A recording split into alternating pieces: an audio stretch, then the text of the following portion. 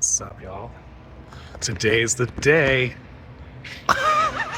She's running again. Shout out to Roman, Velocity Auto Haus, for fixing my ECU so I don't have to deal with JHM again.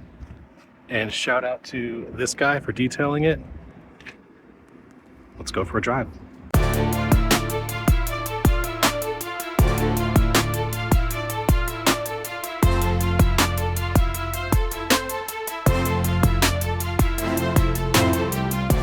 So, I'll tell you a story about the saga of the ECU. Got the new one off of eBay, and then, of course, he had to pair it to my VIN, and that was easy. But getting the software back to the earlier version, because 0007 locks the flashing capabilities, you basically have to take all the files off the ECU and reload them. And apparently it's really difficult to do because Audi doesn't allow full flashing or full re-flashing, or whatever you call it, in North America. And I'm pretty sure it probably has something to do with the diesel scandal 10 years ago. Anyways, long story short, he had to make some phone calls, and his wizardry has something to do with getting someone in Mexico to do it remotely.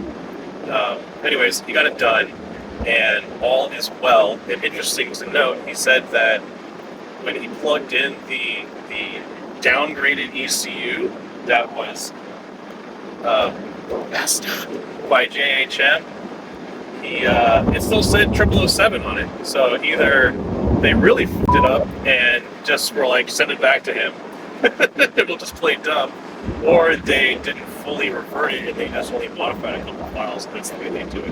So, yeah, it was just interesting. But as soon as the ECU got plugged back in, the working one, fuel pump issue went away right away, and then the noises all went away immediately. So I'm a happy camper. It's been 72 days since I've had this car running. Man, when I tell you it feels good to drive this thing again, it feels really good to drive this thing.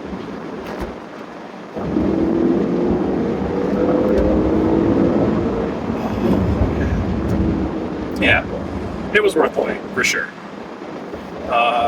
So, up next, I've got some goodies in the garage, and let's continue the fun with my RS5.